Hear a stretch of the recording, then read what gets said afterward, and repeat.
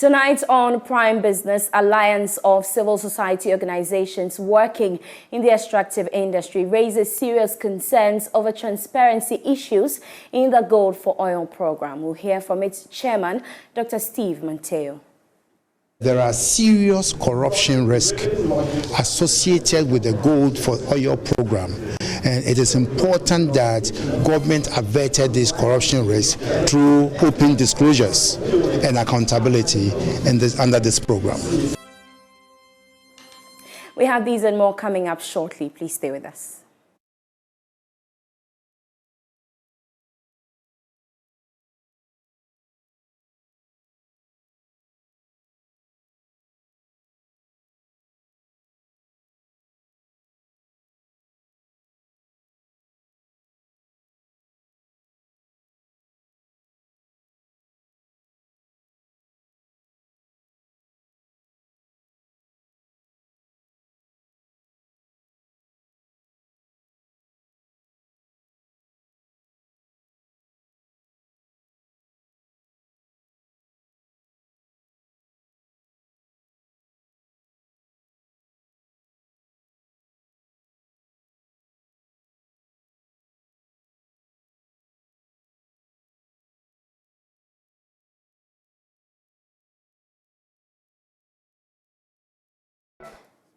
Thanks for choosing us. I am Beverly Broohm. Let's settle for the details now. And the Alliance of CSOs working on extractives, anti-corruption and good governance is raising strong reservations about the Gold for Oil program, warning of serious corruption risk if transparency and accountability of the entire transaction chain is not enhanced. Addressing the media, chairman of the coalition, Dr. Steve Manteo, called on Parliament to examine the transaction and ensure that aspects that fall within the realms of international transactions between the states and third parties are brought to the House for approval in accordance with the laws. Here's more in this report. The Alliance of CSOs working on extractives, anti-corruption and good governance at an engagement with the media questioned the transparency of government's Gold for Oil policy.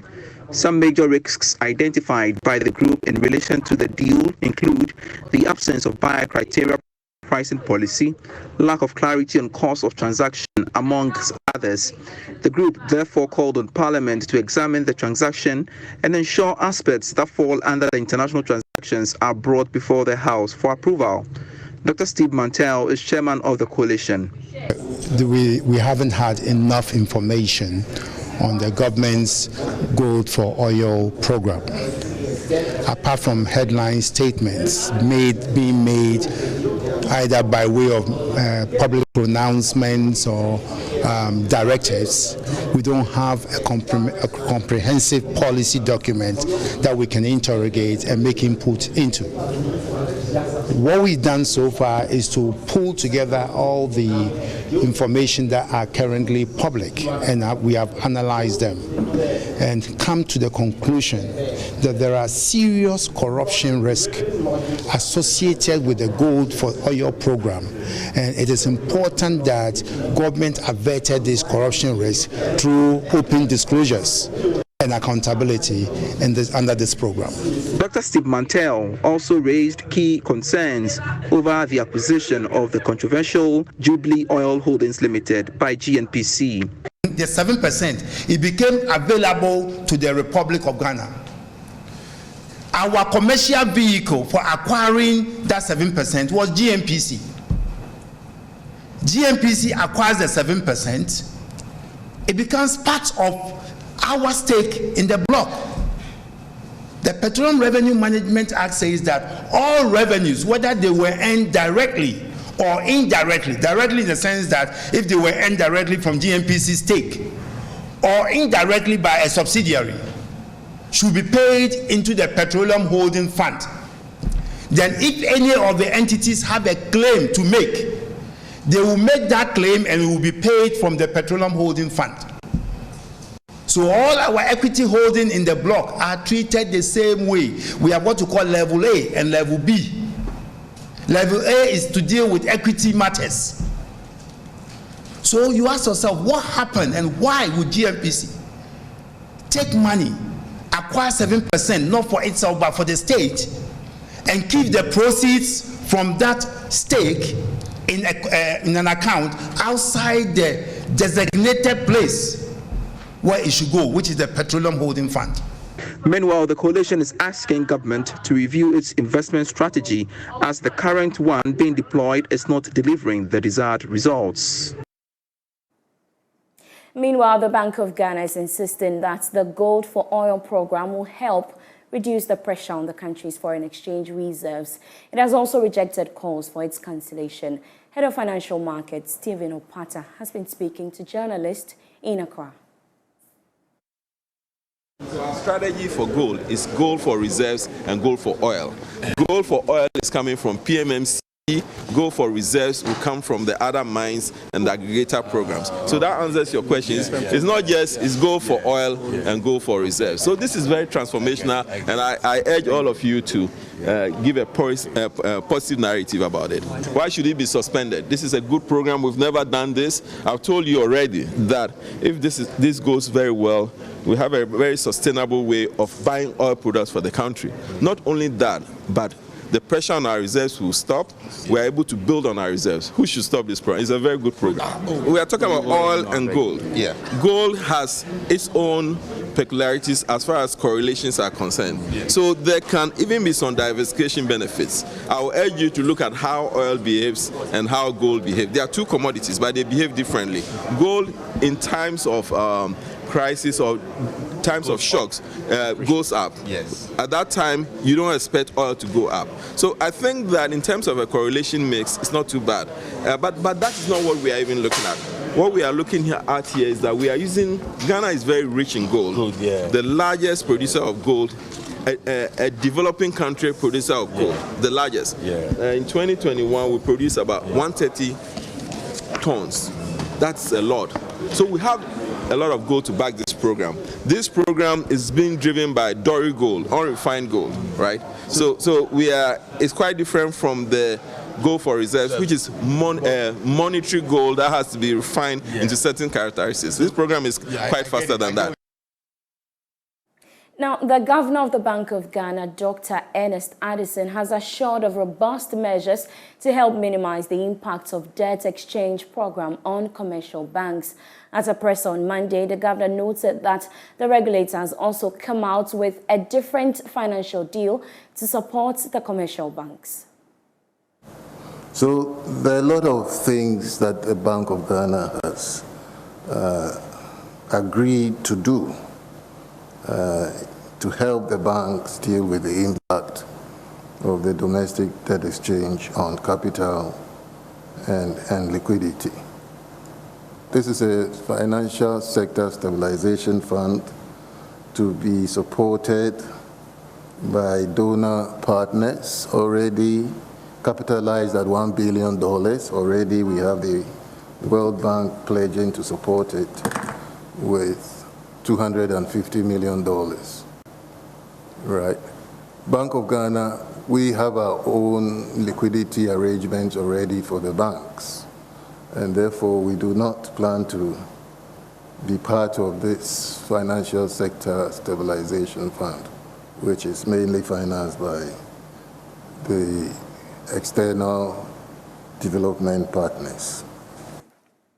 Well, a policy analyst has described as a welcome news government's decision to extend the deadline for the domestic debt exchange program to February 7, 2023. The Finance Ministry, in a press release on Tuesday, added that a new settlement date of Tuesday, February 14, 2023 will be confirmed via the new exchange memorandum. The original deadline for the program expired at 4 p.m. today, January 31. Speaking on Business Live, Emmanuel Owusu is also the executive director of the Movement for Responsible and Accountable Governance. However, encouraged government to engage further to resolve all outstanding issues associated with the program.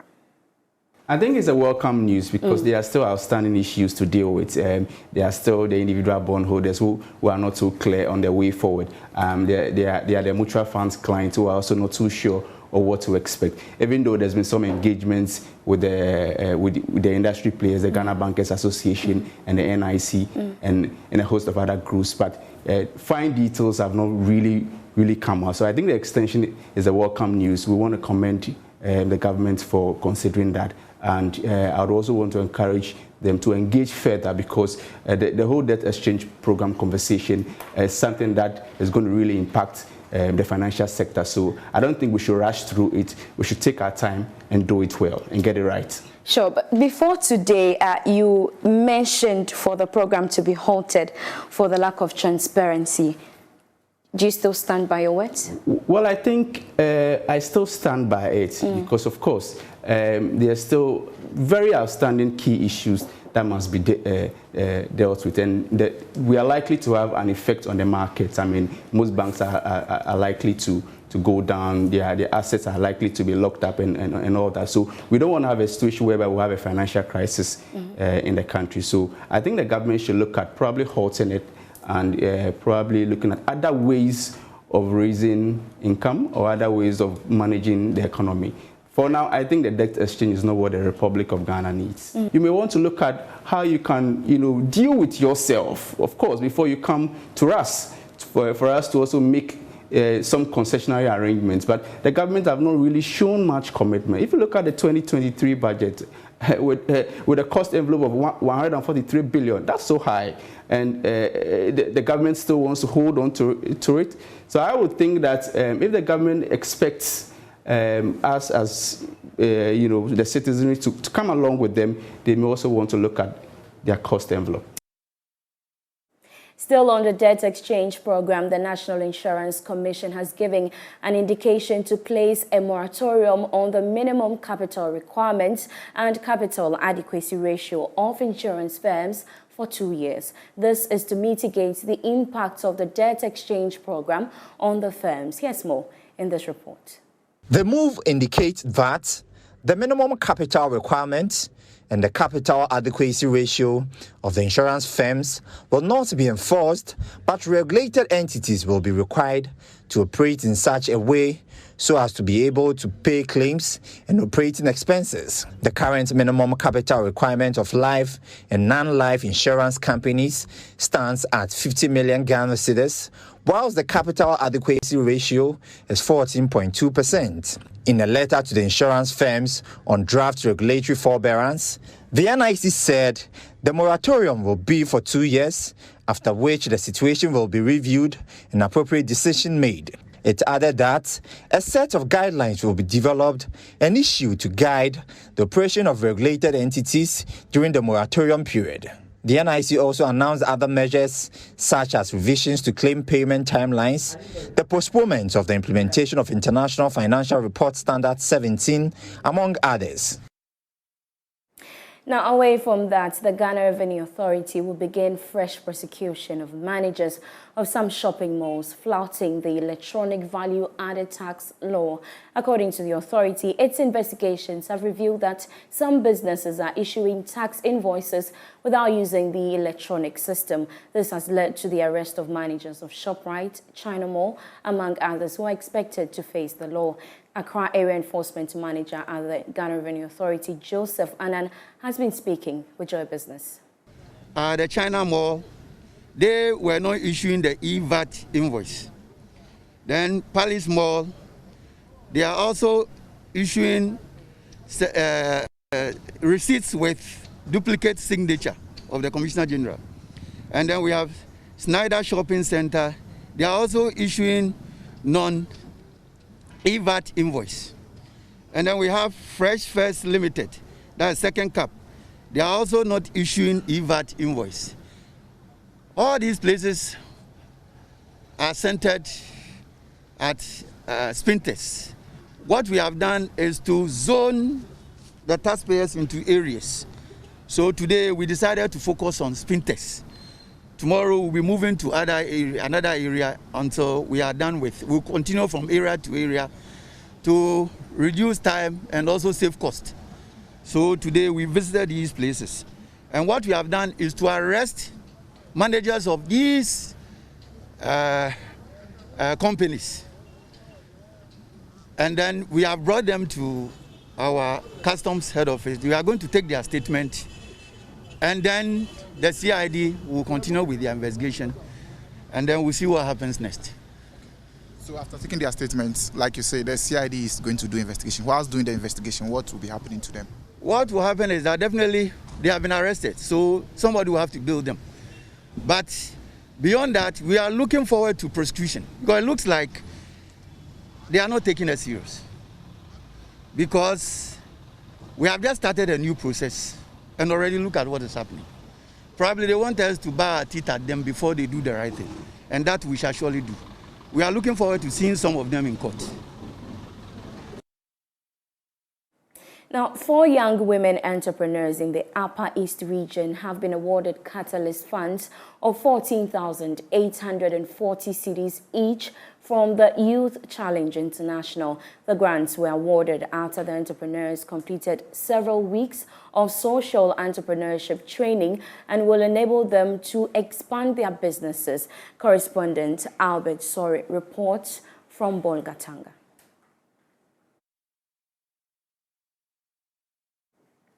We'll bring you that story later on.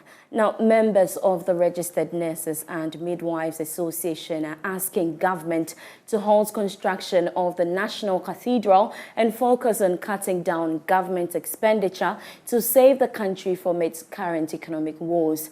They have also suggested to government to, among other things, seal leakages in the mining sector and ensure all entities given tax waivers start contributing to the national coffers. Lava Firm's Mona Lisa Frimpong has more in this report.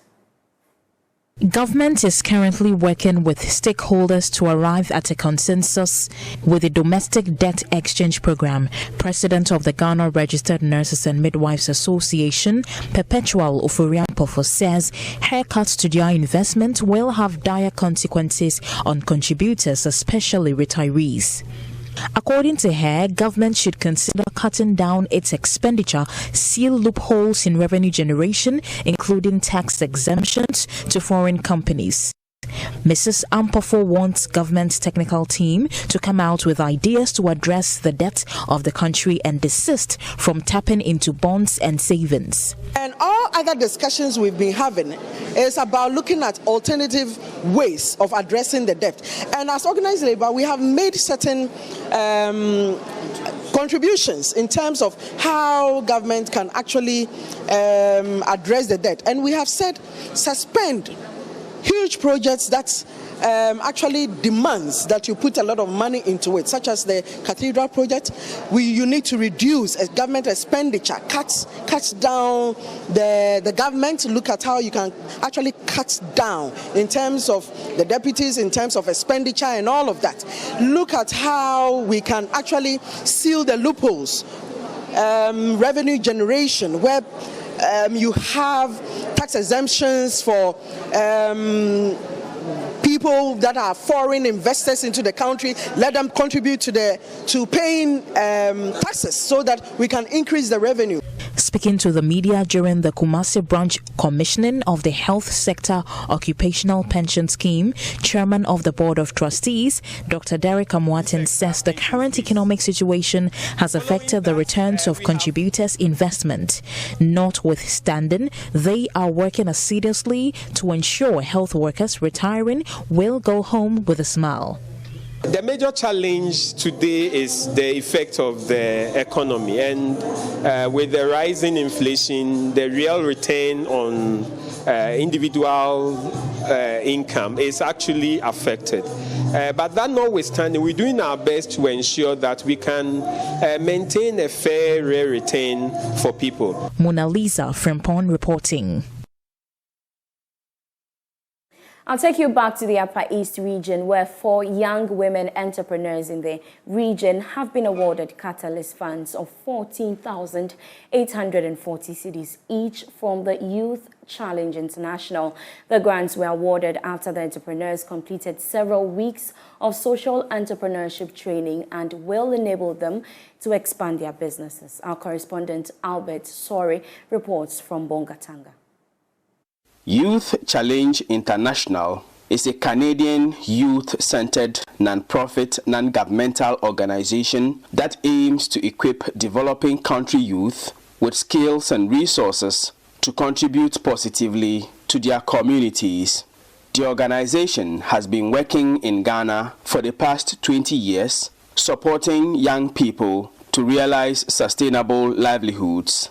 In May 2022, Youth Challenge International, working in partnership with the Bolgatanga Technical University, began the training of over 300 selected young women in social entrepreneurship.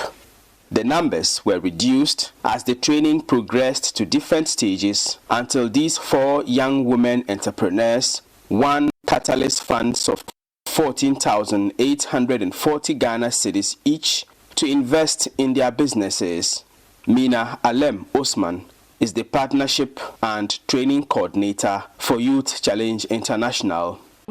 We have a first level of the training called the SPAC level, and we look at empowering them to think beyond just making profits, but to look at environmental problems and try to coin their businesses to address these environmental problems. We have a second level called Seed Your Social Venture.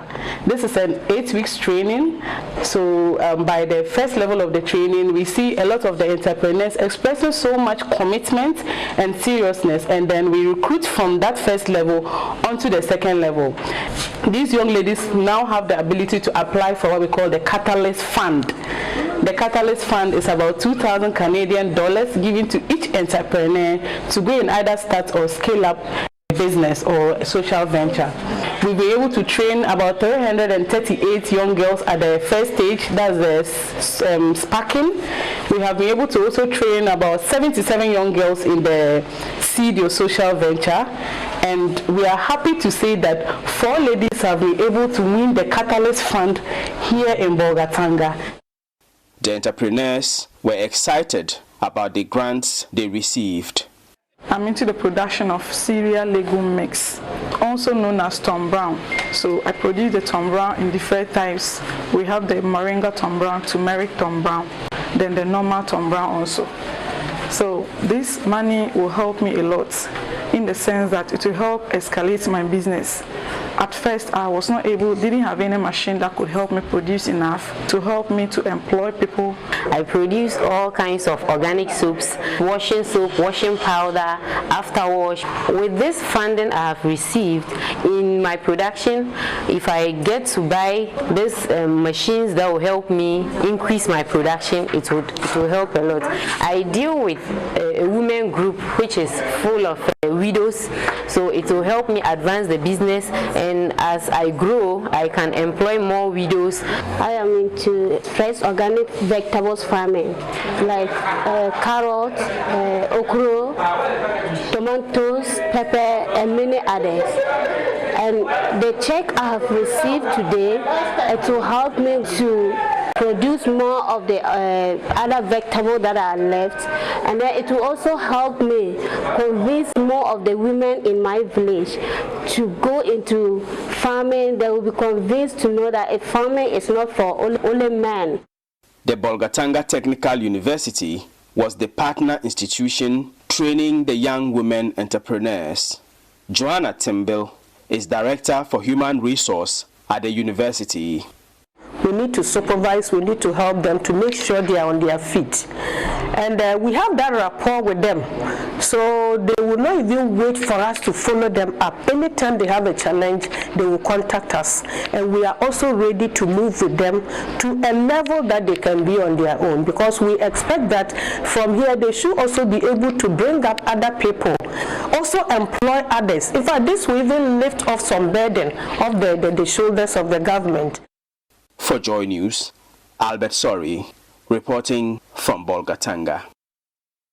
That's how we end Prime Business tonight. For more news, you can log on to myjoyonline.com/business. My name is Beverly Broohm.